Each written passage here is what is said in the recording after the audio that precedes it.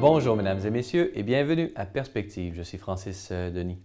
Commençons tout d'abord par des nouvelles en provenance du Vatican. Dans la journée de samedi, le pape François a envoyé un message vidéo aux participants de la 4e rencontre Ensemble pour l'Europe qui se tenait jusqu'au 2 juillet à Munich en Bavière autour du thème « Rencontre, réconciliation et avenir ».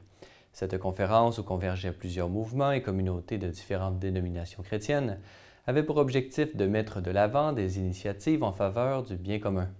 Dans son message, le souverain pontife a affirmé l'importance du changement dans une Europe de plus en plus divisée.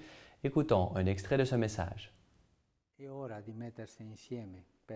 C'est le moment de s'unir pour affronter, avec un vrai esprit européen, les problématiques de notre temps.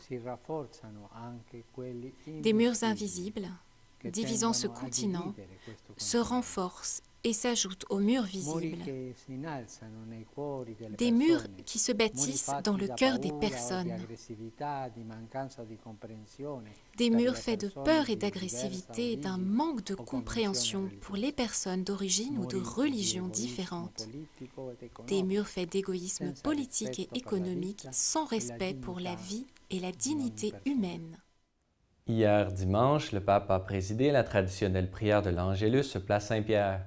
Dans son allocution prononcée du haut de la fenêtre du palais apostolique, le souverain pontife a réaffirmé la dimension missionnaire de la vocation chrétienne, sans oublier que le règne de Dieu offre déjà sur la terre ses fruits de conversion, de purification, d'amour et de consolation parmi les hommes. Répondre à cet appel missionnaire demande toutefois un certain renoncement. Il faut abandonner tout motif d'orgueil personnel, le carriérisme, la célébrité, le pouvoir et se faire humblement instrument du salut. Écoutez.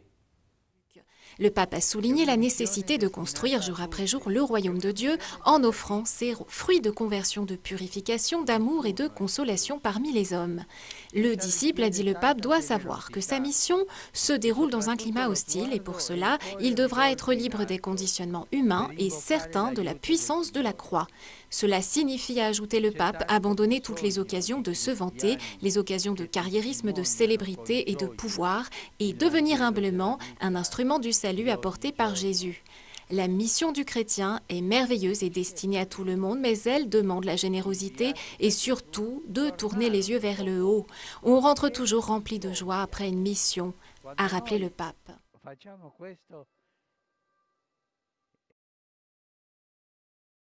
Je me demande, écoutez bien la question, combien parmi vous, les jeunes présents sur cette place, entendent l'appel du Seigneur pour le suivre? N'ayez pas peur, soyez courageux. Apportez aux autres la torche du zèle apostolique que nous avons reçue par ces disciples exemplaires. Plus près de chez nous maintenant, le diocèse de Gaspé aura bientôt un nouvel évêque en la personne de Monseigneur Gaétan Proulx qui succédera à Monseigneur Jean Gagnon, qui prendra sa retraite ayant atteint l'âge canonique de 75 ans. Suite à sa nomination, Monseigneur Proulx a offert quelques commentaires. Je remercie le pape François et je salue déjà les diocésains et diocésaines de Gaspé et les assure de mon entière disponibilité à me mettre à leur service pour la croissance de cette Église.